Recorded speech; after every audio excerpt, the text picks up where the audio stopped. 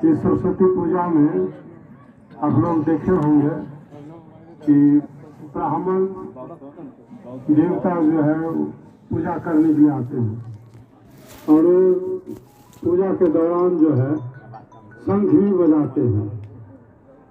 तो एक शंख होता है जो कि बहुत आवाज करता है, बुलंद आवाज, लेकिन एक दूसरा भी शंख होता है जो बिल्कुल आवाज नहीं करता है। उस शंख को कौन शंख कहते जानते हैं? हरा शंख। इसलिए किसी को हरा शंख नहीं बनना है, महाशंख बने और उच्च स्वर में जय घोष करें। श्री सद्गुरु महाराज की जय, श्री सद्गुरु महाराज की जय।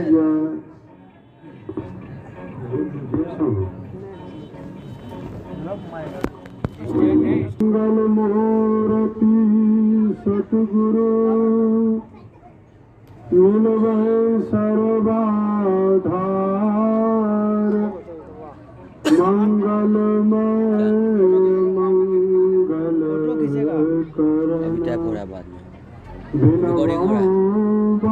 रिकॉर्डिंग हो रहा है। धन्य धन्य सतगुरु सुखद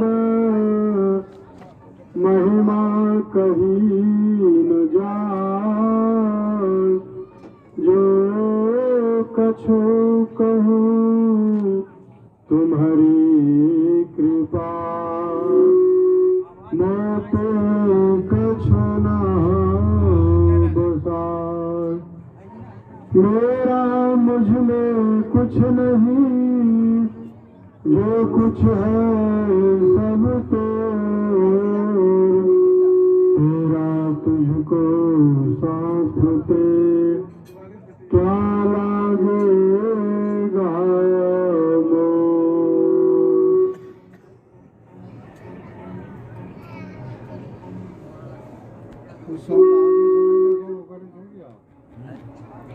व्यक्त रूप में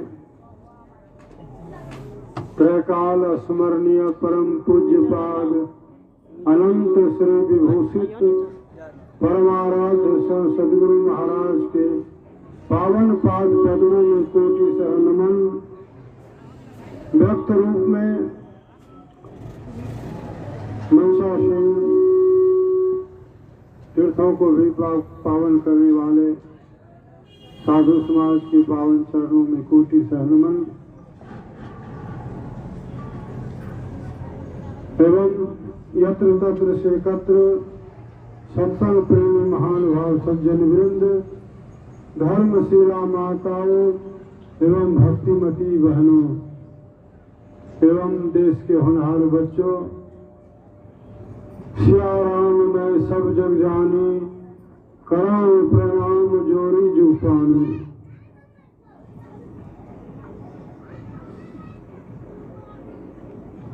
अभी हम लोग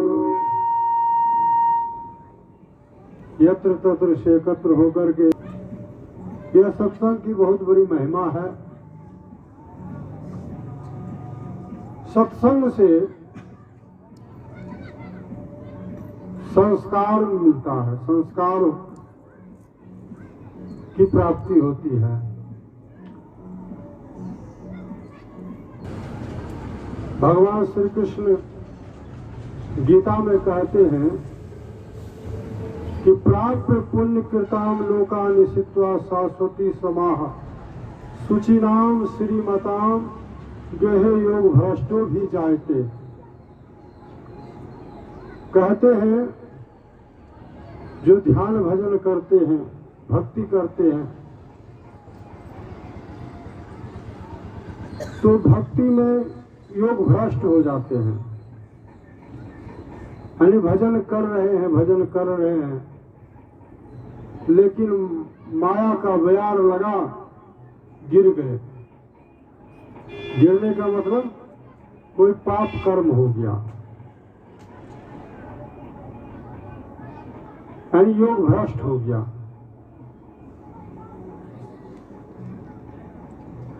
तो जो जिससे पाप कर्म हो जाता है, कहते वह नरक जाता है। कर्म प्रधान विश्व करी राखा, और जो जस करहि सो तस फल चाखा। कहते जो जैसा कर्म करता है वो ऐसा फल पाता है। तो अच्छा कर्म करने वाला संसार में भी उसको सुख मिलता है। जो शुभ कर्म करता है, परोपकार करता है, और जब शरीर छोड़ता है तो वह कहाँ जाता है? अच्छा कर्म करने वाला कहते स्वर्ग जाता है। और दूसरा कर्म है पाप कर्म, यानी झूठ, चोरी, नशा, हिंसा और बेविचार। जो इन पंच पापों को करते हैं, बुरा कर्म, तो उसको संसार में भी दुख होता है, और जब शरीर छोड़ता है तो वह नरक जाता है। तो यह दो तरह का कर्म है।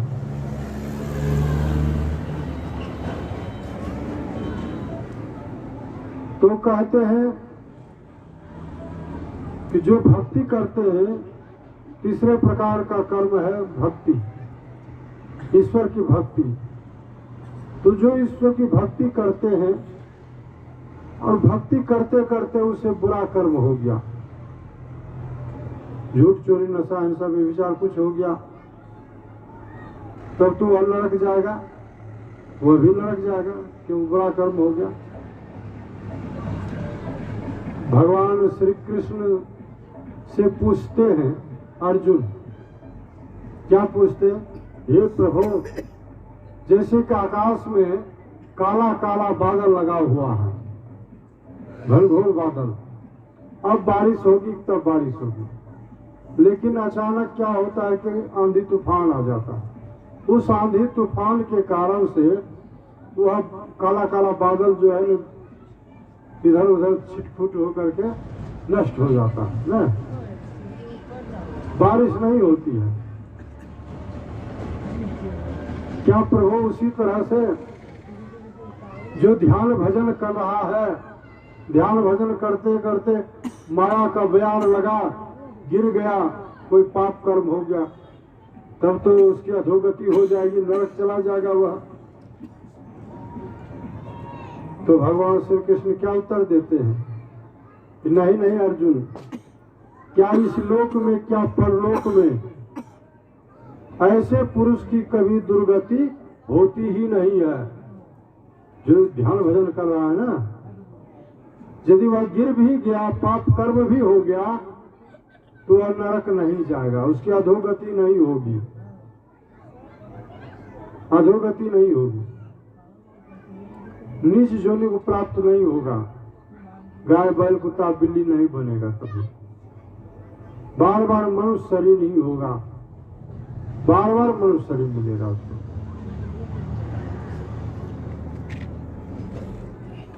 तो इस तरह से कहते हैं कि जो योग भ्रष्ट हो गया, कहते प्रभु जो योग भ्रष्ट हो गया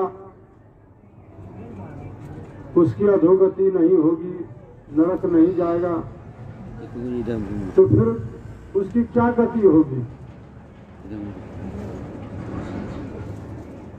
उसकी क्या गति होगी? अधोगति नहीं होगी तो क्या गति होगी? तो कहते हैं वह योग भ्रष्ट पुरुष का जब शरीर छूटेगा तो फिर उस जीव का पुनर्जन्म होगा, पुनरावर्तन होगा इस धराधाम पर, फिर जन्म होगा। कहते किसके यहाँ जन्म होगा? श्रीमान कुल में जन्म होगा। श्रीमान किसको कहते हैं? धनवान को। जो धनवान है, कोई चीज की कमी नहीं, खाने पीने रहने की कमी नहीं, श्रीमान कुल में ऐसे योग भ्रष्ट का जन्म होगा। और कौन श्रीमान, कौन धनवान? जो मांस मछली खाता पीता है, साकट है, ऐसे श्रीमान कुल में नहीं, जो वैष्णव कुल में जन्म लेगा, जो वैष्णव श्रीमान है, वैष्णव कुल में जन्म लेगा, यानी जोगी कुल में जन्म लेगा, सत्संगी कुल में जन्म लेगा, और अपने पूर्व जन्म के संस्कार से प्रेरित होकर के फिर वह ध्यान भजन में लग जाएगा, मनुष्य का ही शरीर होगा। अब देखिए, अब देखते हैं संसार में बच्चा जन्म लेता है। कोई बच्चा गरीब के यहाँ जन्म लिया तो जन्म लेते ही वह बच्चा खाकपति हो गया न। लेकिन कोई बच्चा अमीर के यहाँ जन्म लिया, करोड़पति के यहाँ जन्म लेगा तो जन्म लेते ही करोड़पति हो जाएगा, नहीं हो जाएगा? क्यों हो गया? दोनों बच्चा दो घर में जन्म हो गया, कोई खाकपति हो गया, कोई करोड़पति हो गया। क्यों हो गया? दोनों बच्चे का जो है ना पूर्व जन्म का कर्म का है, कर्म संस्कार है। जो अच्छा कर्म करता है उसको श्रीमान कुल में जन्म लेता है, कोई चीज की कमी नहीं। जो बुरा कर्म करता है वही कंगला घर में जन्म लेता है। तो इस तरह से और जो भक्ति करते हैं वो नीच योनि में नहीं जाते हैं, मनुष्य शरीर ही मिलता है गारंटी के साथ। कहते भक्ति बीज बिन से नहीं, जो जुग जाए अनंत, ऊंच नीच घर जन्म ले तो संत के संत। भक्ति बीज पलटे नहीं आए परे जो चोल, कंचन जो विष्ठा परे घटे न ताको मोल। ये मोल घटता नहीं है भक्ति बीज का। भक्ति बीज क्या है? तो हजूर श्री कहते थे, महर्षि संत सेवी परमहंस जी महाराज, कि भजन करने की प्रवृत्ति को ही भक्ति बीज कहते हैं। भजन करने की प्रवृत्ति, भजन करने की इच्छा, जिसके अंदर यही इच्छा आ जाती है, प्रवृत्ति हो जाती है कि हम भी भजन करें, हमारा भी कल्याण हो,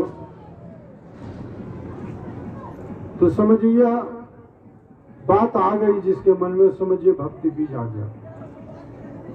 और ये कहाँ आएगा? भक्ति बीज इस सत्संग में ही आएगा। जो बार बार सत्संग सुनेगा तो ही जानेगा कि नहीं ध्यान भजन करना चाहिए, वही उसी का अंदर जो है इच्छा जगेगी ध्यान भजन करने की, भक्ति बीज होगा। इसलिए सत्संग करने से कहते हैं भूले मन को समझा लीजिए, सत्संग के बीच आए कीजिए, अब की बार नहीं चूकना मानुष देह पाए कीजिए। मनुष्य शरीर मिला है, चूकिए नहीं, भगवान का भजन कीजिए। भूला भटका हुआ मन जो आपका है संसार में, उसे समेट करके लाइए सत्संग में। सत्संग सुनिए, सत्संग सुनने से संस्कार अच्छा बनता है, सुसंस्कृत होते हैं हम लोग।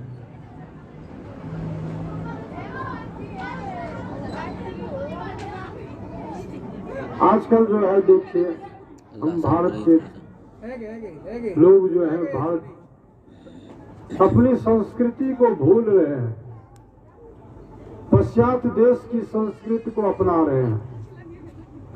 अपनी संस्कृति सभ्यता को हम भूल रहे हैं और विदेश की जो है ना अपना रहे हैं। अब देखिए, यह जो आजकल बर्थडे मनाता है ना,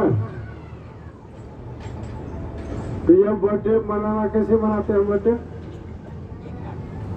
हाँ, पहले तो घर द्वार साफ सुथरा करते हैं, एक गुब्बारा सब सजाते हैं गुब्बारा से, और उसके बाद मोमबत्ती लाते हैं, केक लाते हैं, एक चाकू लाते हैं, और बहुत बच्चों को निमंत्रण देते, सब बच्चा आता है, साथी संगी सब,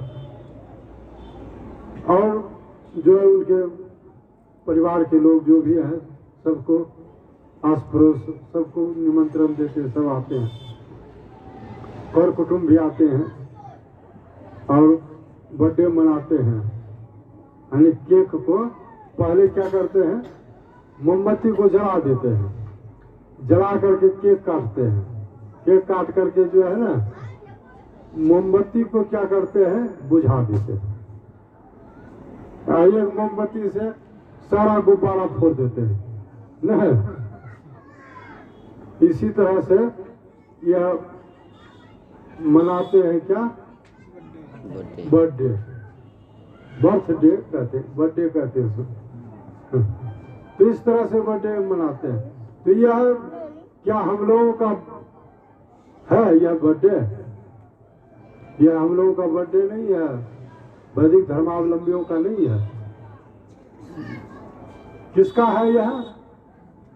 यह समझिए अंग्रेज का है। अब देखिए हम लोगों का जो बर्थडे है, जयंती है, उसमें देखिए मोमबत्ती जलाते हैं और उसको बुझा काहे देते हैं? बुझाना नहीं चाहिए। प्रकाश किए तो प्रकाश को फिर अंधेरा काहे कर देते हैं? मोमबत्ती को नहीं बुझाना चाहिए, लेकिन मोमबत्ती को बुझा देते। लेकिन हम लोगों का जो है ना, प्राचीन काल में जो बर्थडे मनाते थे, जयंती मनाते थे, तो उस जयंती में घी के दिए जलाते थे, घी के दिए, और ईश्वर परमात्मा से प्रार्थना करते थे, हे परमात्मा, जिस प्रकार से एक दिए का जो प्रकाश है चारों तरफ फैल रहा है, चारों तरफ फैल रहा है प्रकाश, उसी तरह हमारे बच्चे का जो है नाम जस फैले, यह प्रार्थना करते थे। लेकिन आजकल मोमबत्ती को जलाते हैं, बुझा देते हैं। उल्टा है ना। तो यह उल्टा जो है ना, यह समझिए अंग्रेजों का है। अंग्रेज हमारे देश में करीब कहते हैं 200 वर्षों तक रहा, हम उनके गुलाम रहे। लेकिन 1947 में, 15 अगस्त 1947 में हमारा देश आजाद हुआ, हमारा भारत देश आजाद हुआ। अंग्रेज यहाँ से भाग गए, भागना पड़ा उनको। अंग्रेज तो भाग गए, लेकिन अंग्रेजियत अभी तक नहीं गई। उनका बहुत कुछ हम अपना लिए, अभी भी अंग्रेजियत है, उसकी संस्कृति को हम लोग अपना लिए हैं, मना रहे हैं।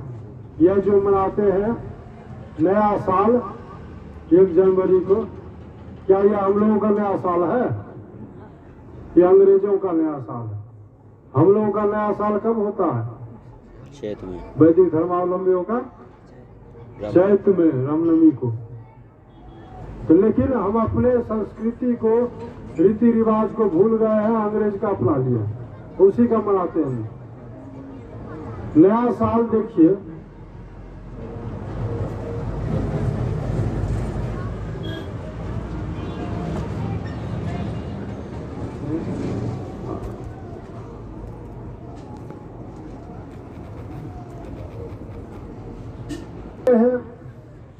नया साल जो है संस्कृति को नहीं भूलना चाहिए। नया साल जो देखिए आता है, उनका हम लोग 1 जनवरी को मनाते हैं, अंग्रेजों का। नया साल का मतलब देखिए, हम लोगों का जो नया साल आता है चैत में, चैत में जो देखिए प्रकृति में भी जो है ना नयापन आ जाता है। प्रकृति में भी, प्रकृति में भी देखिए सब पहले सब गाछ वृक्ष जो है ना पतझड़ हो जाता है, नया नया पत्ता आता है, कच्चर आता है, मंजर आता है आम के गाछ में ना, फल होता है, नया नया फल, हरा भरा एकदम। तो समझिए वह नया साल है। लेकिन अपने नया साल को भूल गए हैं और उनके अंग्रेज का मनाना शुरू कर दिया, अपनी संस्कृति को भूल गए हैं। बहुत कुछ अपना लिए हैं अंग्रेजों का। हम जो अपना पोशाक जो है ना, अपना पोशाक पहनना भूल गए हैं और उनका पोशाक अपना लिए हैं। हम लोगों का पोशाक क्या है? धोती कुर्ता, धोती है, लेकिन धोती को छोड़ दिए हैं और अंग्रेज का जो है ना फुल पैंट कमीज पहनते हैं। और शादी विवाह में देखिए, जब शादी होती है तो लड़का को फुल पैंट पर नहीं शादी होती है, धोती पहनाते हैं पुरोहित ना। जब तक धोती नहीं पहनेगा उतना। लेकिन आजकल तो हो जाता है फुल पैंट हो, लेकिन धोती लपेटना भी पड़ता है ऐसा। हाँ, धोती हम लोगों का पोशाक है। अपना पोशाक भूल गए और खान पान भी अपना भूल गए। मांस मछली जो है अंग्रेज खाता पीता था, वो हम लोग भी खाना शुरू कर दिया। हमारा ये भोजन नहीं है, ये भोजन राक्षस का है, दुष्ट का है। हम शाकाहारी हैं, आर्य हैं, हम आर्यावर्ते। आज हमारा खान पान सात्विक होना चाहिए, लेकिन अपने भोजन को भूल गए हैं और अंग्रेज का अपना लिए हैं, बहुत कुछ अपना लिए उसका। किस तरह से कहते हैं अपनी संस्कृति को नहीं छोड़ना चाहिए। सत्संग जो करते हैं, सत्संग करना समझिए अपनी संस्कृति में रहना है। या जो बर्थडे मना रहे हैं, सत्संग करवा रहे हैं, ये अनुरुद्ध बाबू समझिए ये सही मायने में यह बर्थडे मनाना है। असली सत्संग करवा के ज्ञान यज्ञ है। यह जग में कोई यह ज्ञान अर्जन करेगा, सुनेगा, यदि जीवन में उतारेगा तो उसका कल्याण होगा, उसका आवागमन का चक्र छूटेगा। तो सही मायने में यह बर्थडे मनाना, सही मायने में जयंती मनाना, यह सही है। ज्ञान देना, ज्ञान जग करवाना, यह सही है।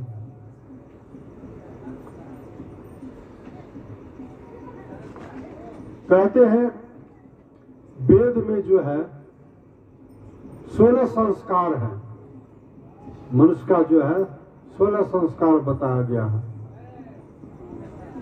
तो पहला संस्कार क्या है जानते हैं?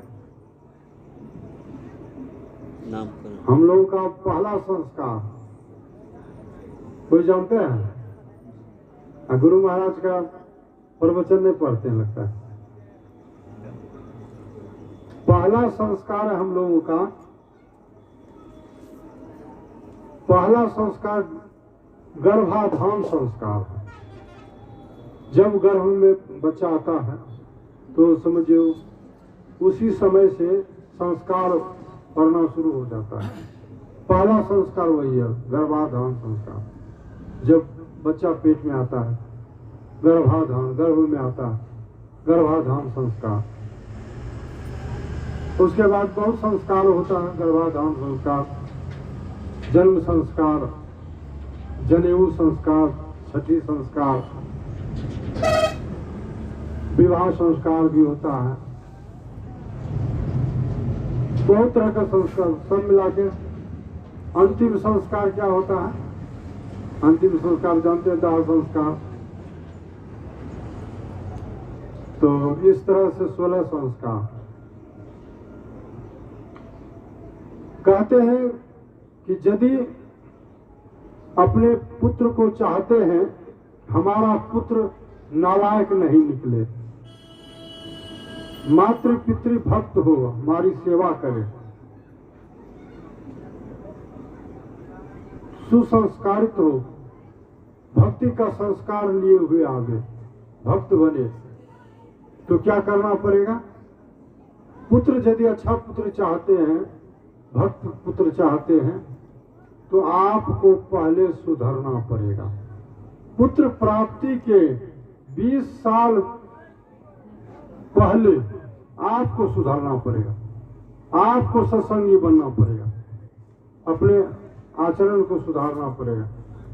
तब देखिए आपका बच्चा सुधरेगा कि नहीं। लेकिन पहले अपने आपको तो सुधारते नहीं है, अब बच्चे को चाहते हैं कि हमारा पुत्र अच्छा बने, अच्छा हो, भक्त हो। कैसे होगा? आप सुधरिए पहले, तभी आपका पुत्र होगा, सुधरेगा। कहते हैं बापम पापूत परापत घोरा न कोई स्तन थोरम थोड़ा। पिता माता पिता का ही संस्कार बच्चा में जाता है। कहते हैं माता पिता का संस्कार किसमें जाता है? बच्चा में। आप जैसे रहेंगे आपका भी संस्कार जाएगा बच्चा में। इसलिए आप सुधरिए। पुत्र प्राप्ति के 20 साल पहले आप सुधरिए, सत्संग ध्यान कीजिए, अच्छा कर्म कीजिए, तो आपका पुत्र भी अच्छा होगा। सुधरिए, अपने का आपको सुधारिए। और यदि अपने पुत्र को चाहते हमारा पुत्र भक्त हो, सुसंस्कारित हो, अच्छा कर्म करे, तो माता पिता खास करके जो माता पिता हैं दोनों को अच्छा कर्म करना चाहिए। लेकिन माता जी को जो है ना, माता बहनों को चाहिए कि हमारा पुत्र भक्त हो, अच्छा कर्म करे, अच्छा निकले, तो उनको जब गर्भ में पुत्र आवे तो उनको सावधानी बरतनी चाहिए। क्या बरतनी चाहिए? उस समय जब गर्भ में पुत्र हो तो अच्छे से रहना चाहिए, अच्छा कर्म करना चाहिए। उस समय कहते हैं महर्षि में आश्रम कुप्पा घाट में जब हजूर श्री थे, महर्षि संत सेवी परमानंद जी महाराज, वो उनके पास जो है बड़े बड़े सेठ साहूकार मरवाड़ी सब आते थे सत्संगी, और उसके साथ में उनका बच्चा भी आता था, छोटा छोटा लड़का। तो दर्शन करने के लिए आते थे गुरु निवास। तो हजूर के पास, हजूर का भी दर्शन करते थे, तो हजूर के पास बैठते थे और वार्तालाप होती थी।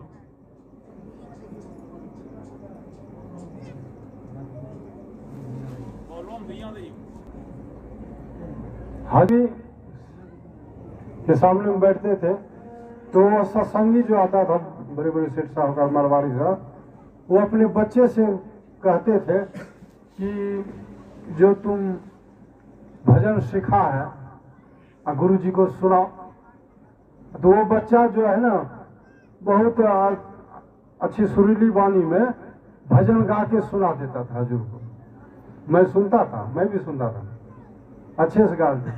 अब देखो वो भी बच्चा है जो कि भजन गाता है, और कोई बच्चा फिल्मी गाना गाता है। अंतर है ना दोनों के संस्कार में। और कैसे आता है अच्छा संस्कार? माता पिता के चलते। इसलिए माता को ध्यान देना चाहिए, जब गर्भ में बच्चा रहे तो उस समय उसको अच्छा संस्कार दे। बहुत कहानियां हैं, गुरु महाराज प्रवचन करते थे कि बहुत कथाएं हैं जो कि प्रवचन में आए, गुरु महाराज के प्रवचन में, कि पेट में बच्चा जो है ना वेद का ऋचा गाता। पेट में, माँ के पेट में वेद का ऋचा गाता है बच्चा। कैसे? कहते हैं, कहानियां है कि वशिष्ठ मुनि जो है, वशिष्ठ मुनि और विश्वामित्र मुनि दोनों महर्षि थे, दोनों में दुश्मनी थी। दुश्मनी के कारण से जो है विश्वामित्र जो थे, वशिष्ठ मुनि के 100 पुत्र को मरवा डाले। वशिष्ठ मुनि को 100 पुत्र था, दुश्मनी कारण से विश्वामित्र जो है ना 100 पुत्र को मरवा दिए, एक भी नहीं बचा। लेकिन एक पुतहु जो थी, वशिष्ठ मुनि की पुतहु, जो गर्भवती थी, तो वशिष्ठ मुनि ने सोचा ये हमारी पुतहु जो है गर्भवती है तो पुत्र होगा, तो मेरा वंश जो है वह चलेगा। तो उस अपनी पुतहु को लेकर के वो सुरक्षित स्थान जाने लग गए। सुरक्षित स्थान, जंगल के रास्ते से जा रहे थे। आगे आगे वशिष्ठ मुनि और पीछे पीछे उसकी पुतहु उस सुनसान जगह में आवाज आती है कोई वेद का ऋचा गाते हुए। सुनते वेद का ऋचा कौन गा रहा है? यहाँ तो हम हैं और हमारी पुतहु है, तीसरा तो कोई है नहीं। कौन ये वेद का ऋचा गा रहा है? एक बार सुना, फिर अनसुना कर दिया, आगे बढ़ गया। फिर कुछ देर के बाद फिर वही वेद का ऋचा गाते हुए सुना, फिर अनसुना कर दिया, फिर आगे बढ़। अब फिर कुछ देर के बाद सुनाई पड़ा, अब रहा नहीं गया तो पीछे अपनी पुतहु से कहते हैं कि बेटी यह वेद का ऋचा कौन गा रहा है? यहाँ तो हम है, तुम है, तो तीसरा कोई नहीं है, ये वेद का ऋचा कौन गा रहा है?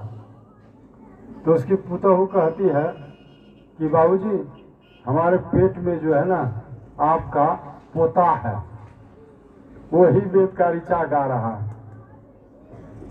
तुम वो अवाक रह गए, अरे अभी माँ के पेटे में है, वो वेद का ऋचा गा रहा है। लेकिन जानते हैं वही बालक का जो जन्म हुआ उसका क्या नाम था जानते हैं? पराशर मुनि। पराशर मुनि के पुत्र का नाम वेदव्यास। वेदव्यास के पुत्र का नाम सुखदेव मुनि। और वह जो पराशर मुनि का पिता जो था, जो मारा गया था, क्या था नाम? शक्ति मुनि। और शक्ति मुनि के पिताजी का नाम वशिष्ठ मुनि। तो इस तरह से वंश परंपरा है।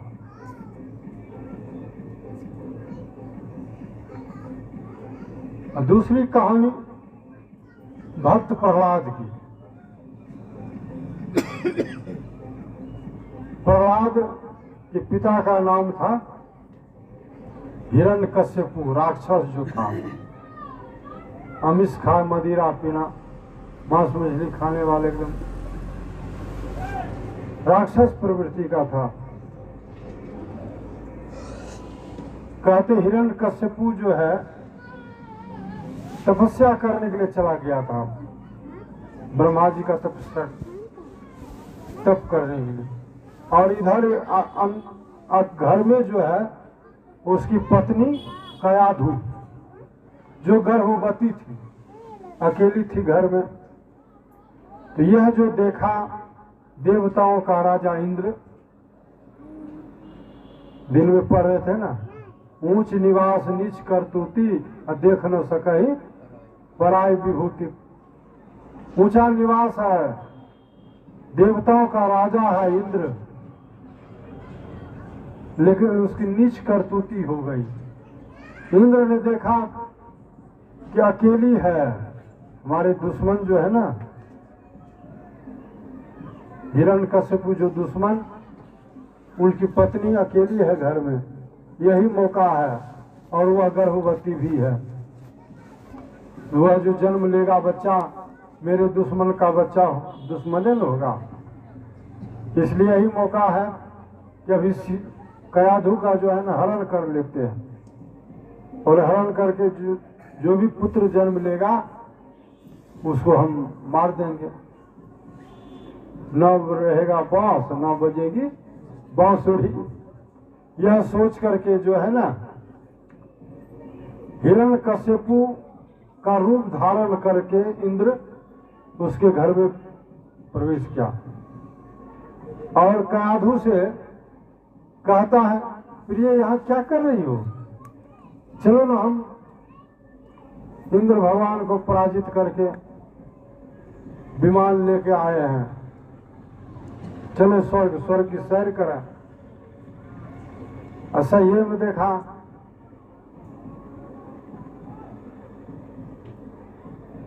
कि हमारे पति हैं, उनके बहकावे में वह चली गई उसके साथ।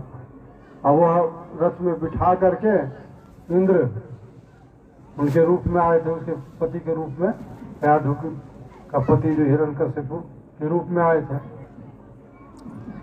जब विमान पे बिठा करके जब आकाश मार्ग से जाने लगे, जब गए आकाश में, तब जाके अपने सही रूप में आए। इंद्र भगवान अपने सही रूप में आए। जब कायाधु ने देखा ये हमारे पति नहीं है, ये इंद्र है, हमारे पति के दुश्मन है, ये हमारा हरण किया है, अपहरण किया है, यह जान करके अब वह चिल्लाने लगी, बचाओ बचाओ, रोने लगी। लेकिन वहां पर कौन बचाएगा? आकाश में कौन बचाएगा? लेकिन कहते हैं तीनों लोग भ्रमण करने वाले, नारद बाबा श्रीमन नारायण नारायण जपने वाले, भजन करने वाले, तीनों लोग भ्रमण करने वाले, नारद बाबा आ रहे थे। नारद बाबा ने देखा कि देवताओं का राजा जो इंद्र है, यह हिरण्यकश्यपु की पत्नी जो है कयाधु का हरण किया है। ऊंचा निवास है लेकिन नीच करतूत है। यह देख करके कहा, अरे यह तुम एक अबला का क्यों हरण किया है, छोड़ो इसको। कहा नहीं, इसको छोड़ेंगे नहीं। कहा क्यों? क्यों इसका हरण किया? कहा कि इसलिए हरण किए हैं कि इसके पेट में जो है ना मेरे दुश्मन का बच्चा है, जैसे जन्म होगा उसको हम मार देंगे। कहते कोई बच्चा किसी का दुश्मन होता है, छोड़ो इसको। पूरा कहा, तब जाकर के उसको छोड़ा इंद्र भगवान ने कयाधु को। अब कयाधु कहाँ जाएगी? तो कयाधु को अपने साथ ले आते हैं नारद बाबा अपने आश्रम, ये मृत्यु लोग आश्रम ले आते हैं, और आश्रम में वह रहने लग गई कयाधु। और आश्रम में क्या होता है? आश्रम तो वही सत्संग, ध्यान, कीर्तन होता था, सत्संग होता था। तो सत्संग जो होता तो वो कयाधु भी सत्संग में बैठती थी और सुनती थी सत्संग के वचनों को, कीर्तन करती थी और भगवान का नाम भी जपती थी, हरिओम हरिओम जपती थी। तो इस तरह से जो है सत्संग सुनती थी, सत्संग सुनती थी, तो उसका प्रभाव गर्भस्थ शिशु पर पड़ा। संस्कार जग गया भक्ति का, बच्चा में भक्ति का संस्कार जग गया। और कहते हैं जैसे उस बच्चा का जन्म हुआ, कहते चारों तरफ जो है ना आह्लादित छा गया, इसलिए उस बच्चा का नाम रख दिया नारद बाबा प्रहलाद। आह्लादित जो छा गया ना, तो इसलिए उसका नाम ही रख दिया प्रहलाद। और भगवान का भजन करने लगा बचपने से, और बच्चों के साथ जो है ना भजन करता था, भगवान का भक्त हो गया। देखिए, जहां राक्षस का पुत्र न, लेकिन भक्त हो गया। कैसे भक्त हो गया? सत्संग के प्रभाव से, गर्भ में संस्कार प्राप्त, ज्ञान हुआ। कहते हैं कि कहलगांव जो है ना, कहलगांव में कोहल ऋषि रहता था। कोहल ऋषि, वह कोहल ऋषि अपनी पत्नी को रोज जो है वेद पाठ करके सुनाता था। अपनी पत्नी को, उसकी पत्नी सुनती थी। तो एक दिन क्या हुआ, पाठ करते करते वो गलत पाठ कर गए, गलती पढ़ गए। तो गलती पाठ कर गए तो उसकी पत्नी सुन रही थी, तो आवाज आती है कि पिताजी आप वेद का पाठ गलत कर रहे हैं, गलत पाठ नहीं करना चाहिए, वेद का शुद्ध शुद्ध उच्चारण करना चाहिए, अब गलत पाठ कर रहे हैं। तो एक बार सुना, फिर अनसुना कर दिया, फिर पाठ करने लगे। फिर कुछ देर के बाद फिर गलत पाठ कर दिया, अब फिर वही आवाज आती है पिताजी सुशुद्ध पाठ कीजिए, गलत पाठ नहीं करना चाहिए। फिर अनसुना कर दिया और फिर पाठ करने लगा, अब फिर गलती हो गई, अब फिर टकरा दिया कि पिताजी मैं बार बार कहता हूँ कि वेद का पाठ शुद्ध शुद्ध करना चाहिए, अब गलत कर रहे हैं। अब तो इनको सुनते सुनते इनको गुस्सा आ गया, क्रोध आ गया, जहाँ क्रोध होता है काल है। तो गुस्सा आ गया तो फिर वह कहते हैं ये कौन ठुकारा दे रहा है? तो उसकी पत्नी कहती है हमारे पेट में बच्चा है, आपका बच्चा है, वही ठुकारा दे रहा है, आपका पुत्र। करे अभी माँ के पेटे में है, हमको ज्ञान सिखाने लगा है, अभी से टेढ़ा बानी बोलने लगा है। जा मैं श्राप देता हूं, तुम जन्म लेते ही तुम्हारा 8वां अंग टेढ़ा हो जाएगा।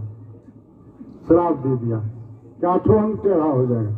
वही पुत्र जो जन्म लिया, जन्म लेते ही उसका 8वां अंग टेढ़ा, इसलिए उसका नाम ही रह गया अष्टावक्र। अष्टावन 8, वक्र में टेढ़ा, 8वां अंग टेढ़ा। लेकिन कहते हैं उसका शरीर तो टेढ़ा में रहा था, अंग प्रत्यंग 8वां अंग टेढ़ा, लेकिन उसकी आत्मा टेढ़ी नहीं थी। उसकी आत्मा, वो आत्मज्ञानी थे, तत्वदर्शी थे, पहुंचे हुए फकीर था, वो पहुंचे हुए फकीर।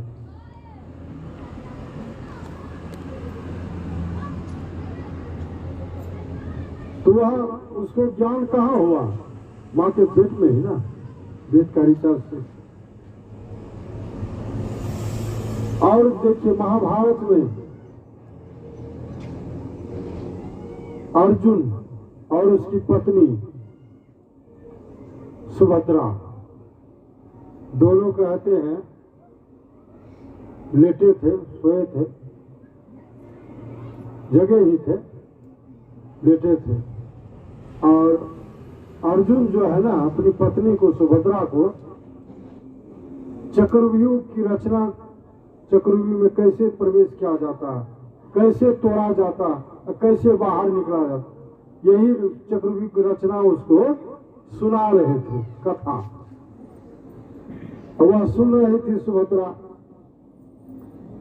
कहते सुनते सुनते जो है ना 6 फाटक का वर्णन कर दिए, लेकिन 6ठे फाटक में उसके बाद सुभद्रा जो है ना वह सो गई।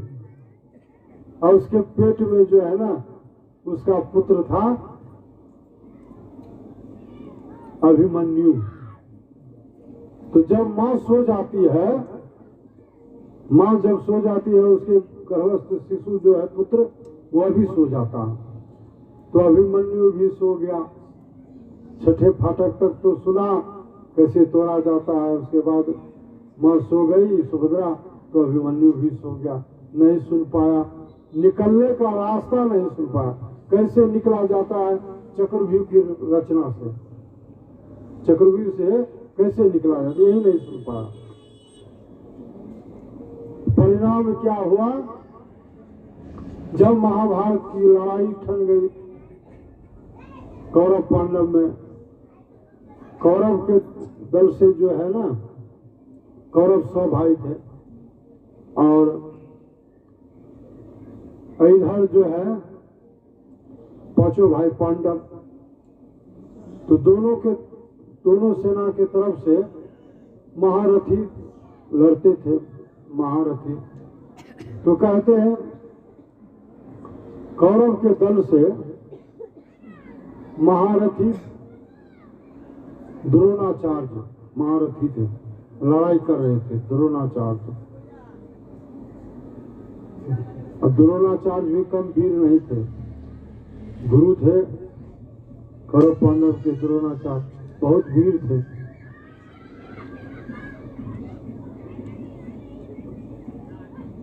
एक दिन जो है उनके मन में हुआ और कहा कि देखो कल जो है हम चक्रव्यूह की रचना करेंगे। उस चक्रव्यूह की रचना में, और किसी महारथी से कहा कि देखो तुम युद्ध करना अर्जुन से।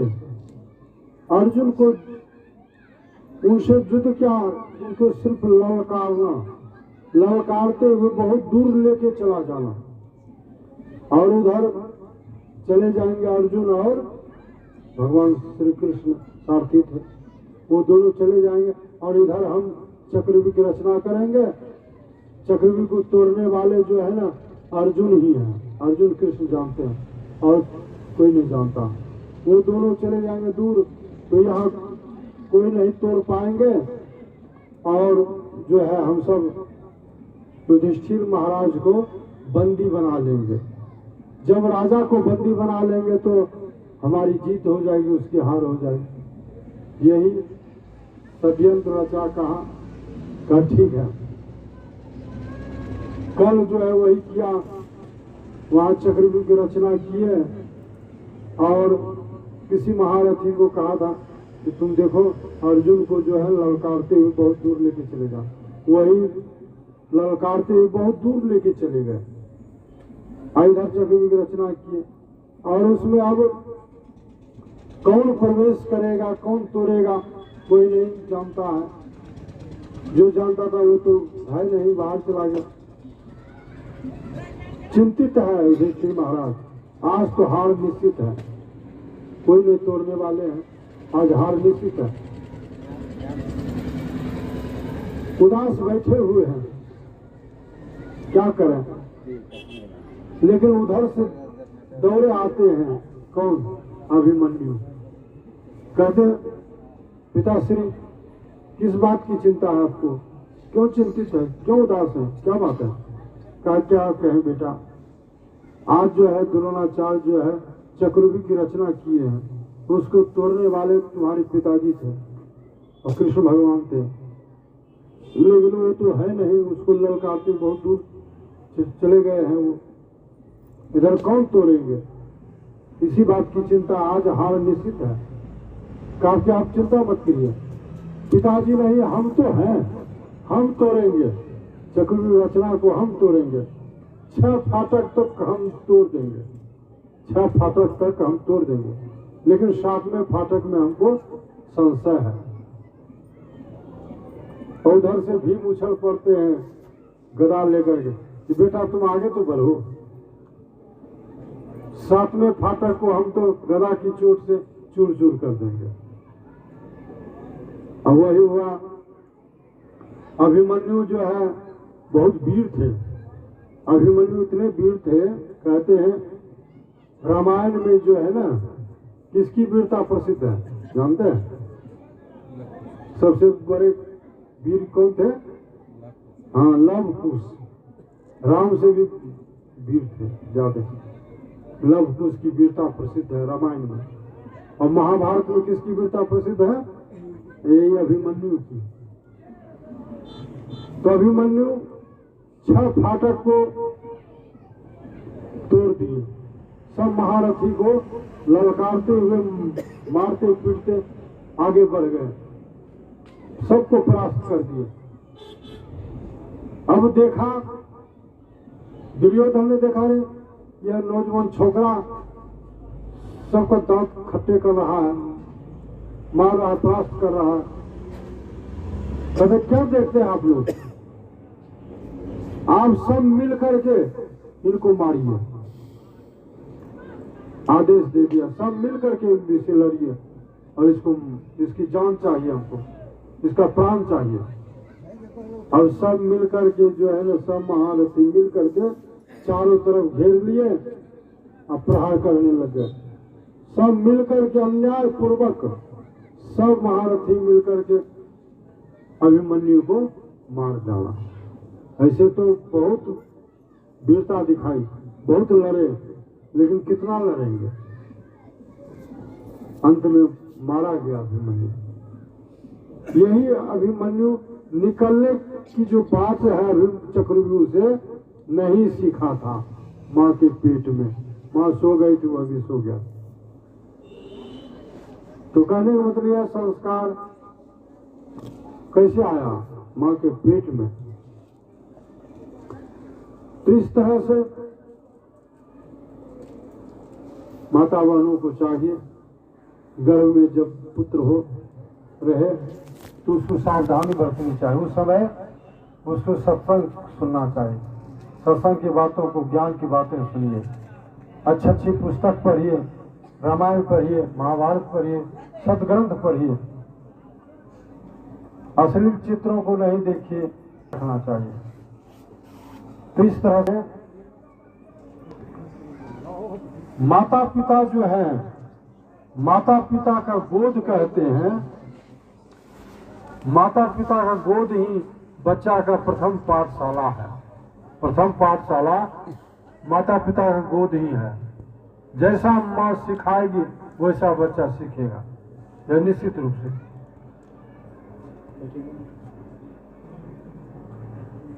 एक हमारे देश में सती मदालसा हुई। सती मदालसा, वह सती मदालसा विवाह करना नहीं चाहती थी। वह चाहती थी कि हम ब्रह्मचर्य व्रत का पालन करके भगवान का भजन करें। पता नहीं शादी विवाह करेंगे उस बच्चा पर अधिकार पिता का होगा, मेरे पति का। कैसा बच्चा होगा, नहीं होगा, नालायक होगा। इसलिए उसने सोचा कि हम शादी ही नहीं करेंगे। लेकिन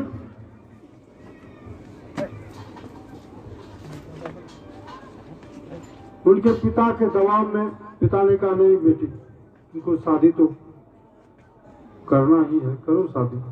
कहा ठीक है पिताजी, शादी करेंगे, लेकिन ऐसा लड़का हो जो कि हमारे अनुकूल चले, तो उन्हीं के साथ शादी करेंगे। कहा ठीक है।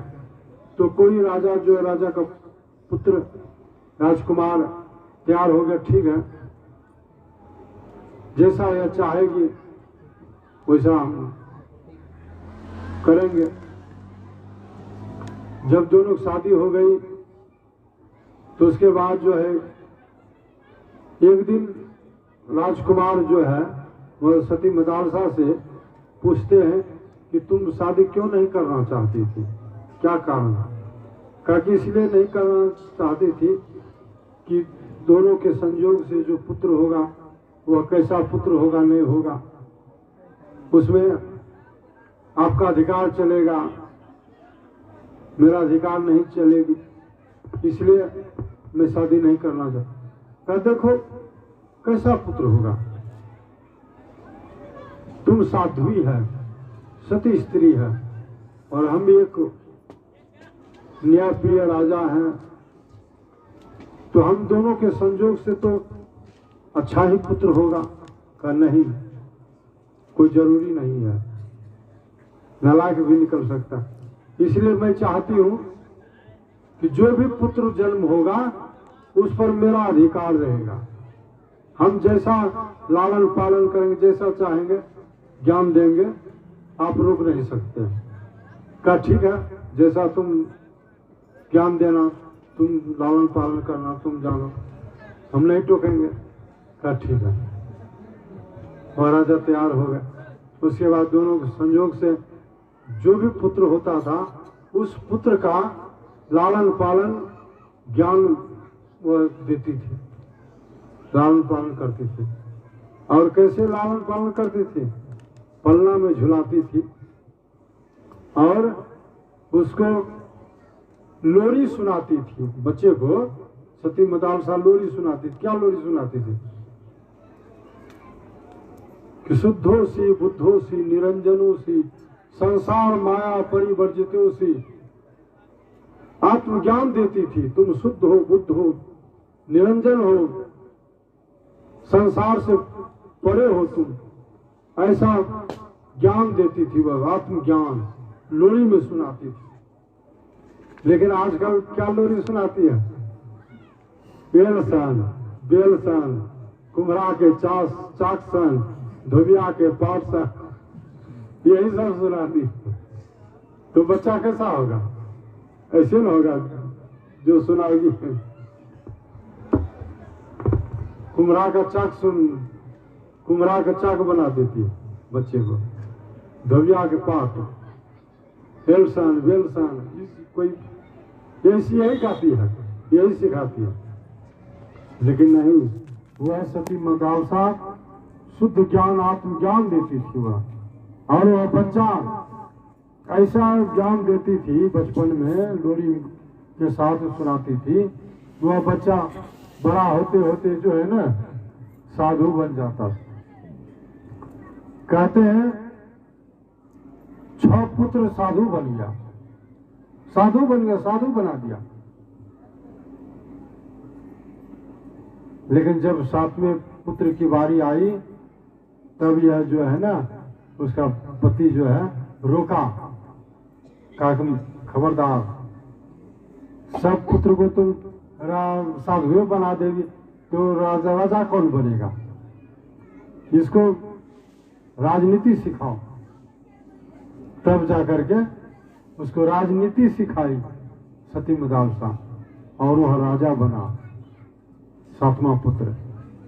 लेकिन उसको भी जब राजा बन गया उसका पुत्र, तो चौथी अवस्था में उसको कुछ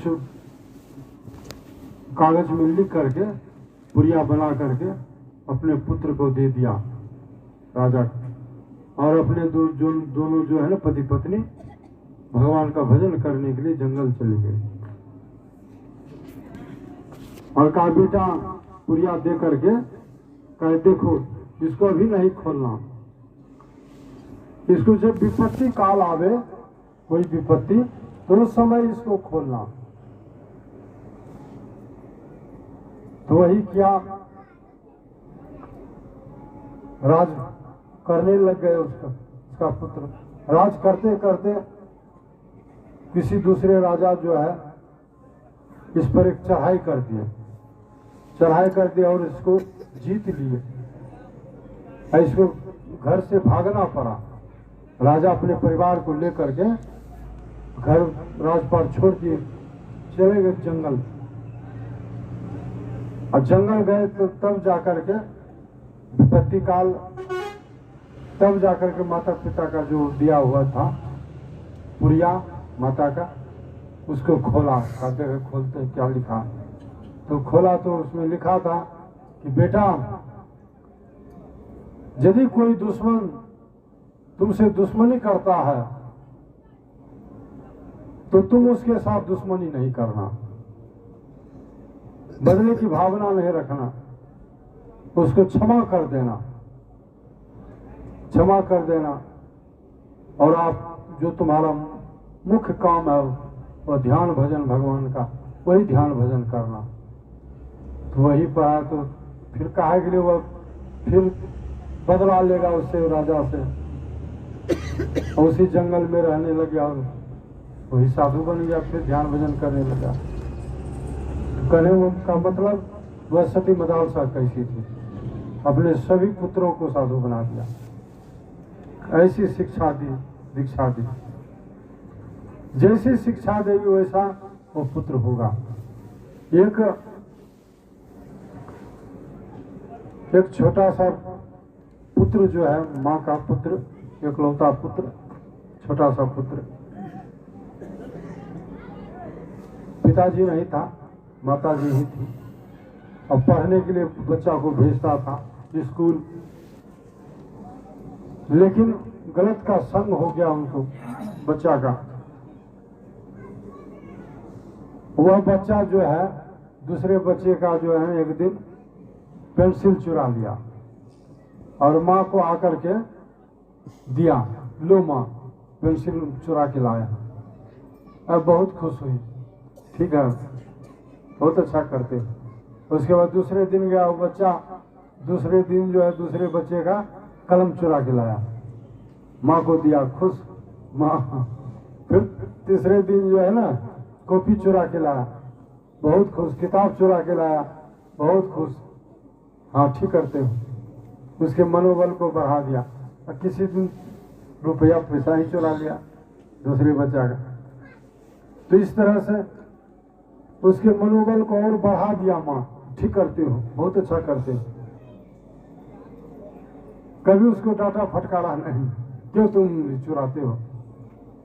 लेकिन जानते हैं वह बच्चा जो है ना जब बड़ा हुआ तो कहते हैं एक बहुत बड़ा डाकू बन गया, लुटेरा डाकू, दिन दहाड़े मार देता था, लोगों को लूट लेता था, बहुत बड़ा डाकू बन गया। अब तो सरकार भी परेशान उसको पकड़ने के लिए, पकड़ाता ही नहीं था। सरकार जो है ना उस पर इनाम घोषित किया, यदि कोई उस डाकू का पता भी बताएगा उसको मुंह मांगा इनाम देंगे। तो कोई एक दिन जो है वो डाकू को देख लिया, पहचान लिया और चुपके से आकर के पुलिस को खबर दी। अब पुलिस जाकर के धर दबोचा पकड़ ली और उसको जो है ना उस डाकू को न्यायालय में फांसी की सजा हुई, फांसी की सजा हुई। समय निश्चित हो गया कि फलाने दिन इतना बज के इतना मिनट में उसको फांसी की सजा होगी, सुना दिया फांसी की सजा। और उसके बाद उस दिन जब आया फांसी की सजा, जिस दिन होने वाला, तो जल्लाद दुलाद आया, उसको फांसी की सजा सब कुछ व्यवस्था किया। जिसको फांसी की सजा होती है, अंत समय में उसको उनकी इच्छा पूछा जाता है कि तुम्हारी क्या इच्छा है बताओ, और उसकी इच्छा को पूर्ति किया जाता है। तो उनसे भी पूछा कि अब तो आपको फांसी होगी, कुछ दिन के मेहमान हैं आप, कुछ देर के, तो आपकी कोई इच्छा है तो बोलिए, इच्छा की पूर्ति की जाएगी। तो डाकू ने कहा हाँ मेरी एक इच्छा है। क्या इच्छा है बताओ? कहा मेरी एक इच्छा है कि हमारी जो माँ है, हम अपनी माँ से बहुत दिनों के बाद नहीं देखे, बहुत दिनों से नहीं देखे हैं, हमको उसको मंगा दीजिए, बुला दीजिए, मैं उनको देखना चाहता हूँ और कुछ प्यार करना चाहता हूँ और चुम्मा लेना चाहता हूँ अपनी माँ को। कहे क्या है? तुरंत जो साहब थे कहा कि इसकी माँ को बुलाओ। जैसे उसकी माँ आई, हाँ बेटा, हाँ बेटा, आगे बढ़ी, हम माँ आओ, जल्दी से आओ। जैसे चुम्मा लेना वो चाहा, चुम्मा क्या लेगा वह, उसके गाले को दांत से पूरा काट लिया कस के। अब माँ तो छटपट कर रही, अरे यह क्या किया, यह क्या किया? माँ को तुम चुम्मा लिया कि गाल काट लिया? कह नहीं, यह माँ नहीं है, यह मेरा दुश्मन है। जिस दिन हम पेंसिल चुरा के लाया, यह माँ हमको रोकी नहीं, मेरे मनोबल को बढ़ा दिया। कलम, किताब, पैसा कौड़ी जो भी चुरा के लाता था, यह इसको मैं देता था, यह रखती थी। अब मेरे मनोबल को और बढ़ा दिया कि ठीक करते हो बेटा, ऐसे करते रहो। कभी मना नहीं किया, कभी डांटा फटकारा नहीं। परिणाम हुआ कि मैं बहुत बड़ा डाकू बन गया। आज हमेशा फांसी की सजा होगी। यह तो सुना, इससे बोलता तो है सही, गलती तो इसका नहीं है, इसकी माँ की ही है। तो जज जो था ना, सब कहा कि देखो तुमको फांसी की सजा नहीं होगी, तुमको मौका देते हैं सुधरने का, तुम सुधर जाओ, फांसी की सजा नहीं होगी, जाओ तुम नेक काम करो, अच्छा काम करो, सुधर जाओ। तो उसको छोड़ दिया, फांसी की सजा नहीं हुई और वह नेक रास्ते पर चलने लगा, अच्छा काम करने लगा, सुधार हो गया, उसका कल्याण हो गया। तो कहने का मतलब माँ जैसा बनाएगी वैसा बच्चा होगा। माता पिता का संस्कार बच्चा में जाता है, इसलिए माता पिता को चाहिए अपने अच्छे बने, ध्यान भजन करें, तो आपका बच्चा भी ध्यान भजन करेगा, संस्कार देगा। इसलिए यह सत्संग जो है, सत्संग से ज्ञान होता है, सत्संग करते रहिए। बिनु सत्संग विवेक न होई, राम कृपा बिनु सुलभ न सोई। जो सत्संग करते रहेंगे तो बहुत तरह का ज्ञान होता है सत्संग से। ईश्वर का स्वरूप क्या है, उसकी प्राप्ति कैसे होगी, कहाँ होगी, यह सब जानकारी होगी। भक्ति बारे में जानकारी होगी, ज्ञान होगा, सारा सार का ज्ञान होगा, विवेक होगा। इसलिए गुरु महाराज के प्रवचन में, पाठ में सुने, भजन में, नित प्रति सत्संग कर ले प्यारा, तेरा कार सरे सारा। यदि सत्संग करेंगे आपका सब काम बन जाएगा। सब काम बनने का मतलब सब काम कहने का मतलब सबसे बड़ा काम जो है ना, परमात्मा से हम जो बिछुड़ गए हैं, ईश्वर के अंश है ना हम जीव, ईश्वर अंश जीव अविनाशी, चेतन अमल सहज सुख राशि। ईश्वर के अंश हम हैं। अंश का मतलब क्या? वो एक मिट्टी का ढेला है, उसका छोटा सा टुकड़ा, क्या वही टुकड़ा है हम? मिट्टी का अंश, छोटा सा टुकड़ा, अंश का मतलब वही ना। वैसा अंश नहीं है, अभिन्न अंश है। कैसा अंश है? अभिन्न अंश है, भिन्नता नहीं है। जैसे मिट्टी का छोटा सा टुकड़ा हुआ नहीं, अभिन्न अंश, भिन्नता नहीं है। कैसी भिन्नता है? अभिन्न यानी जैसे कि आकाश देखते हैं ना, ऊपर आंख पर नजर उठाते हैं तो क्या देखते हैं? नीला नीला आकाश एकदम चारों तरफ है, लगता है कहीं गिर गया है, चारों तरफ गिरा हुआ है, इसको क्षितिज कहते हैं। तो कहीं गिरा है, चलिए तो कहीं जाइए, कहीं गिरा हुआ नहीं है, लेकिन लगता है, तो इसी को आकाश कहते हैं।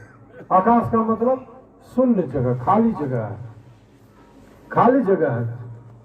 जहाज से जाइए, रॉकेट से जाइए, खाली जगह है, अंतरिक्ष कहते हैं इसको। इसी को शून्य कहते हैं, आकाश कहते हैं। इसी आकाश के अंतर्गत जो है, इस आकाश को जो है ना महदाकाश कहते हैं। कौन आकाश कहते हैं? महदाकाश। इसी महदाकाश के अंतर्गत जो है हम पर्दा का घर बना लेते हैं, नहीं जैसे बना है ना, पर्दा का घर बना लिए, तो पर्दा के अंदर जो आकाश हो गया खाली जगह, उसको कहते हैं पटाकाश न। मठ बना लिया, कोई घर बना, तो घर के अंदर भी तो आकाश है, खाली जगह है, तो वह घर के अंदर आकाश क्या हो गया? घटाकाश। घटाकाश, मठाकाश, घटाकाश। घट मना घड़ा, कोई बर्तन के अंदर भी आकाश है, खाली जगह, तो वह हो गया घटाकाश। मठाकाश, मठ के अंदर आकाश। पटाकाश, पर्दा के अंदर। तो लेकिन सब आवरण को हटा दीजिए, तो मठ को तोड़ दीजिए, घर को, तो घर में जो आकाश है, घटाकाश जिसको कहते हैं, वो महदाकाश में नहीं मिल जाएगा। पर्दा को हटा दीजिए, पर्दा, तो पर्दा के अंदर में जो पटाकाश है, महदाकाश में मिल जाएगा।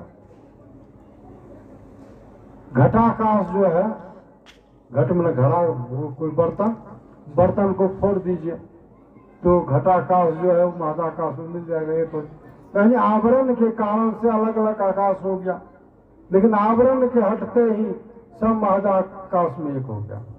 उसी तरह से जो है यह जीवात्मा जो है परमात्मा का अंश है, अभिन्न अंश है। सिर्फ आवरण है। क्या आवरण है? हम लोग रोज गाते हैं, घटतम प्रकाश व शब्द पट त्रय, जीव पर है छार है, कण दृष्टि और ध्वनि योग साधन, ये हटाना चाहिए। इनके हटे माया हटेगी, प्रभु से होगी एकता। कहते हैं, आंख बंद करते हैं, क्या देखते हैं? घोर अंधकार है, तो समझिए यही जीव पीव के बीच में पहला पर्दा है अंधकार का, दूसरा पर्दा है प्रकाश का, तीसरा पर्दा है शब्द का। यह त्रय आवरण है, त्रय पर्दा है। तो इस शरीर के अंदर में हम हैं और परमात्मा भी अंदरे है। इस शरीर में हम कहाँ हैं? कहते इस तन में मन कहाँ बसे, निकस जाए नौ ठोर, गुरु गम है तो परख ले, नातर कर गुरु और। कहते हैं नैनो माही मन बसे, निकस जाए नौ ठोर, सदगुरु भेद बताया सब संतन सिर मोर। कहते हैं इस शरीर में मन कहाँ बसता है? नैनो माही मन बसे, नैन में मन बसता है। जहाँ मन बसता है वहीं हम बसते हैं। जहाँ मन रहता, हम तो मन नहीं ना है, कहते हमारा मन नहीं लगता हाथ, नहीं कहते हैं कि हमारा मन, हम तो मन नहीं है, हमारा मन। तो जहाँ मन है वही हम भी हैं। जैसे दूध में घी रहता है ना, दूध में घी रहता, जहाँ दूध वहीं घी, तो दोनों का अलग अलग काम होता है। हम पूरी छानना चाहेंगे, क्या दूध में छान सकते हैं? दूध छानना है तो पूरी छाननी है हमको, तो दूध को मथना पड़ेगा, घी को अलग करना पड़ेगा ना, तब घी में हम पूरी छान सकते हैं। हाँ, दूध में हम खीर बना सकते हैं। अलग अलग दोनों का काम है, दूध का और घी का। उसी तरह से हम जो है मन के साथ में, मन का काम अलग है, हमारा काम अलग है। मन बहिर्मुखी है, संसार की ओर भागता है। परमात्मा ही जो है इसको मन इंद्रियों को बहिर्मुखी बनाया, विषय में जाता है। 5 विषय है संसार में, रूप रस गंध स्पर्श और शब्द। 5 विषय में जाता है, मन भागता है, इंद्रियां भोगती है। तो हम भी भोगते हैं, मन भागता है तो हम भी भागते हैं। लेकिन यदि हम मन को बहिर्मुखी से अंतर्मुख कर ले, अंदर में चलेंगे, तो मन उल्टे तो सूरत कहावे। अंदर में चलेंगे, ध्यान भजन करेंगे, तो अंदर में चलेंगे तो फिर परमात्मा की ओर चलेंगे। आंख से नीचे पिंड है, ऊपर ब्रह्मांड है, ऊपर चढ़ाई करें तो ऊपर चढ़ाई करेंगे, मानस जप करेंगे, मानस ध्यान करेंगे, दृष्टि योग करेंगे, नादानुसंधान, ये चारों क्रियाओं को करके यही भक्ति है। मन को समेटेंगे, मन को एकाग्र करेंगे। हमारा मन मत वाला हाथी बना हुआ, मन ऐरावत हो रहा, कैसे हो समाप्त। वह जो भक्ति का द्वार है बहुत संकीर्ण है। भक्ति द्वारा सांकरा राई 10 में भाव, मन ऐरावत हो रहा, कैसे हो समाओ। मन, यह जो है ना रास्ता भक्ति का, दोनों आंखों के बीच में आज्ञा चक्र है, 10वां द्वार कहते हैं, बहुत महीन है। लेकिन हमारा मन हाथी, ऐरावत हाथी बना हुआ। ऐरावत हाथी को 4 सूंड होता है, 4 सूंड। यही मन जो है ना मत वाला हाथी बना हुआ, विशाल का हाथी। तो कैसे प्रवेश करेगा भक्ति के द्वार में? तो मन को महीन करना पड़ेगा तब ना। इसलिए मन महीन कर लीजिए तब क्यों लागे हाथ। मन को महीन कर लीजिए, यानी मन को एकाग्र कीजिए। चंचल मन जो है उसको स्थिर कीजिए। तो विषय में भाग रहा है तो विषय का ही सहारा लेना पड़ेगा। जैसे कोई नदी पार करना है, न नदी में नाव है, न मल्ला है, तो कैसे पार होगा? यदि उसको तैरने की कला है, तैरना जानता है वह, तो नदी पार हो जाएगा वह न तैर करके। तो तैरने में क्या कला है? पानी पार करना है, तो पानी का ही सहारा लेता है। आगे का पानी पकड़ता है, पीछे का पानी छोड़ता है, पानी का ही सहारा लेता है, आगे बढ़ता है तैर करके। उसी तरह हम लोग जो है ना विलासिता जीवन जी रहे हैं। इसलिए गुरु महाराज जो है कहते हैं 5 विषय में जो है ना 2 विषय का सहारा लीजिए, नाम और रूप, शब्द और रूप। एक नाम का जप, एक रूप का ध्यान, यह मोटा मोटी भक्ति है। गुरु प्रदत्त हो, गुरु जो बतावे। हम लोग गुरु महाराज का नाम लेते हैं, गुरु महाराज का ध्यान कर, कोई भगवान का ध्यान करते हैं, राम का करते हैं, कोई कृष्ण का करते हैं, किसी का कीजिए बाहर में, लेकिन अंतर में दृष्टि योग में सब एक हो जाता है। दृष्टि योग सबके लिए है, अंतर सूक्ष्म भक्ति। और अंदर में ये परमात्मा का रूप जो है, जो देख रहे हैं गुरु महाराज का रूप, ये जो आंख से देख रहे हैं इसका ध्यान करते हैं, लेकिन ये असली रूप नहीं है, यह तो शरीर का रूप है न। लेकिन गुरु महाराज के आत्मा का रूप क्या है? एक होता है रूप, दूसरा है स्वरूप, तीसरा होता है स्वरूप। रूप का मतलब शरीर का रूप, हम लोगों का भी शरीर का रूप है। और इसके अंदर में, शरीर के अंदर में आत्मा है ना। तो आत्मा का रूप क्या है? उसको कहते हैं स्वरूप। दंत स्वर और ध्रुव का स्वरूप, स्वरूप, स्वरूप यानी रूप सहित, इस बाहरी रूप सहित आत्मा का रूप। और इस दोनों के परे जो है स्वरूप, स्वमना अपना, स्वमन अपना, अपना रूप, ऐसी को कहते हैं क्षेत्र। इसी को कहते अक्षर, क्षर और अक्षर और पुरुषोत्तम। क्षर कहते शरीर को, क्षर जो है नाशवान है, लेकिन आत्मा तो नाश नहीं है, वो अक्षर है ना। लेकिन दोनों के परे जो है पुरुषोत्तम है, भगवान श्री कृष्ण ने गीता में कहा। इसलिए कहा गुरु महाराज का असली रूप क्या है? हम लोग रोज गाते हैं, तुम्हारे ज्योत स्वरूप तुम्हारे धुन रूपा, परखत रहो निस्दिन गुरु करो दयानुपा। असली रूप क्या है गुरु महाराज का? ज्योतिर्मय है, शब्दमय है। तो ज्योति की खोज कीजिए, दृष्टियों कीजिए, दोनों दृष्टिधार को एक कीजिए। देखने की कला से देखेंगे, एक टकटकी लगा के, आंख पर जोर नहीं लगे, नहीं तो आंखें खराब हो जाएगी। स्वाभाविक ढंग से देखना है। दो नयन बीचों बीच सन्मुख, एक टक देखत रहो आप ही वह बिंदु झल के पट गिरा निरखत रहो। इस देखने की कला से देखेंगे तो परमात्मा के नूर को देखेंगे, प्रकाश को देखेंगे। जहाँ प्रकाश है वही शब्द भी है। बिंदु में तह नाद बोले, रैन दिवस सुहावनम। गुरगुरा गया उधर। तो इस तरह से जहाँ प्रकाश वहाँ शब्द भी है। तो अनहद शब्द है, लेकिन अनहद के उलझन में नहीं पड़ना है। एक सार शब्द है जिसको ओम कहते, उद्गीत प्रणव ध्वनि।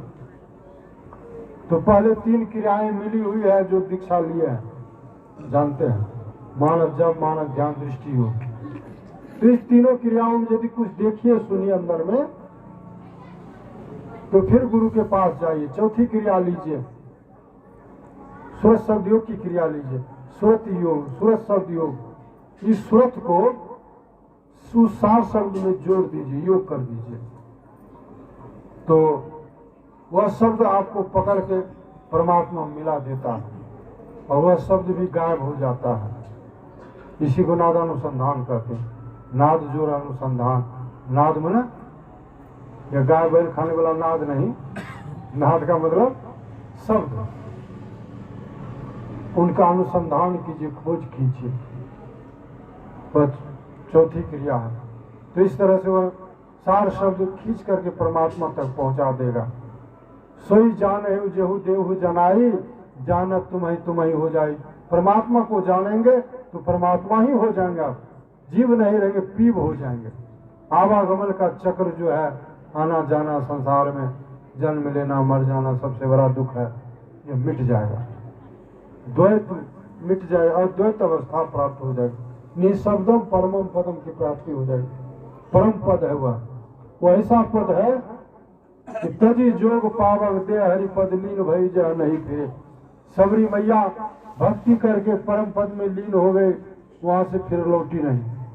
हम लोग भी भक्ति करेंगे सदगुरु से जान करके, हम भी उस पद को प्राप्त करेंगे, तो फिर लौट के नहीं आएंगे आवागमन के चक्र में दूसरा दुख भोगने के लिए। तो यही भक्ति का रहस्य है, हम लोग को जानना चाहिए। कहाँ से जानेंगे? यह गुप्त भेद है। गुप्त भेद पाना किसी ग्रंथ से है असंभव, समझ लो किसी संत से समझना पड़े। बिन दया संतन की में ही जानना इस राह को, हुआ नहीं होता नहीं, वो होनहारा है नहीं। भगवान श्री कृष्ण भी कहते हैं गीता में, संत के शरण में जाने के लिए अर्जुन को कहते हैं, तद विधि प्रणिपाते परिप्रश्नेन सेव्या उपदक्षन्ति ते ज्ञानम ज्ञान नस्व तत्व दर्शिना। हे अर्जुन, तत्व ज्ञान को पाना चाहते हो, तत्व ज्ञान को, ईश्वर का ज्ञान, तो तत्व ज्ञानी के पास जाओ। वह तत्व ज्ञानी कौन है? वो सदगुरु है। उनके पास जाकर के उनको क्या करो? प्रणिपात करो, प्रणाम करो, उनकी सेवा करो, तन मन धन से अपने आप को निछावर करके सेवा करो। तो सेवा करेंगे मेवा मिलेगा, यानी वो खुश होंगे। खुश होंगे तो आपके मन में जो भी प्रश्न है, जैसे कोई विद्यार्थी के मन में प्रश्न उठता है, यह पूछे वह पूछे, तो मास्टर से पूछता है, मास्टर जवाब देता है ना। तो उसी तरह से जो भी आपके मन में अध्यात्म प्रश्न है उठ रही है, तो उसे गुरु से कहिए तो उत्तर देंगे। जो भी जिज्ञासा है, जिज्ञासा रखिए, जिज्ञासा का वो समाधान करेंगे। ऐसा भगवान श्री कृष्ण कहते हैं संत के शरण में। भगवान श्री कृष्ण भी कहा और भगवान श्री राम ने भी कहा, प्रथम भगति संतन कर संगा, संत के शरण में जाने के कहा। जैसे संत का संग करेंगे तो भक्ति प्रारंभ हो जाएगी। भगति स्वतंत्र सकल सुखानी, बिनु सत्संग न पावहि प्राणी। बिना सत्संग की आप भक्ति नहीं प्राप्त कर सकते। सत्संग करना भी है भक्ति है, बाहरी भक्ति है। ध्यान करेंगे आंतरिक भक्ति, अंतर बाहर भक्ति कराई दी जाए आत्म ज्ञान। दोनों तरह का भक्ति करेंगे, आत्मज्ञान होगा। आत्मज्ञान होगा, पहले अपने आप का ज्ञान होगा, हम कौन है जानेंगे। जब अपने आप का ज्ञान होगा तो परमात्मा का भी ज्ञान होगा। परमात्मा हेराए हुए नहीं रहेंगे। इसलिए हम लोगों को चाहिए सत्संग करें, ध्यान करें सदयुक्ति लेकर के, और सदाचार का पालन करना चाहिए। यदि ध्यान भजन में आगे बढ़ना चाहते हैं, अपनी रहनी को संभालें, झूठ चोरी नशा हिंसा विचार नहीं करें, तभी आगे बढ़ सकते हैं ध्यान भजन में। लेकिन हम पापों कर्म कर रहे हैं या चाहेंगे ध्यानों करें तो नहीं होगा। एक काम होगा। दिन में सुना रहे थे ना, दुई की एक समय भुआला, हसब ठठा की फुलाऊ गाला। एक काम होगा कि हम गाल फुला के बैठ जाए, अया ने तो खूब ठाका मार के हंसे। एक काम होगा, दोनों नहीं होगा। उसी तरह पाप करे तो ध्यान नहीं होगा, और ध्यान करेंगे तो पाप नहीं होगा। एक होगा। इसलिए पाप नहीं करें, ध्यान बढ़ेंगे ध्यान में तो सदाचार का पालन करें ठीक ठीक, और सुचाचार का भी पालन करना चाहिए। सुचाचार का मतलब तन से पवित्र, मन से पवित्र और आत्मा से पवित्र। तन कैसे पवित्र होगा? तेल साबुन लगाने से, स्वच्छ कपड़ा पहनने से तन पवित्र होगा। लेकिन मन पवित्र कैसे होगा? मन पवित्र होगा सदाचार का पालन करने, सत्संग करने से मन पवित्र होगा। और आत्मा कैसे पवित्र होगी? आत्मा पवित्र होगी ध्यान करने से। शरीर का भोजन क्या है? अन्न, अन्न खाते हैं। आत्मा का भोजन क्या है? ध्यान। और मन का भोजन क्या है? मन का भोजन है सत्संग। इसलिए तीनों चाहिए ना। तो इस तरह से कहते भोजन किसी दिन छूट जाए नहीं कर पाए कोई हर्ज नहीं। हजूर कहते थे भोजन छूट जाए नहीं कर पाए कोई बात नहीं, लेकिन भजन नहीं छूटना चाहिए। त्रैकाल संध्या जरूर करनी चाहिए। भोर में उठ करके कीजिए, दोपहर में स्नान के बाद कीजिए, शाम में पैर हाथ धो करके कुल्ली करके कीजिए, जरूर कीजिए। इसलिए भगवान भी ध्यान करते थे। भगवान श्री कृष्ण, भगवान श्री राम, भगवान भी गुरु धारण किए थे। जब भगवान ने गुरु धारण किए थे, ध्यान करते थे, तो हम लोग ध्यान नहीं करें, गुरु धारण नहीं करें तो कल्याण होगा? नहीं होगा। इसलिए हम लोगों को गुरु महाराज का उद्घोष है, सत्संग नित्य और ध्यान नित्य रहिए करत संलग्न हो, बेविचार चोरी नशा हिंसा झूठ सजना चाहिए। श्री सद्गुरु महाराज की जय।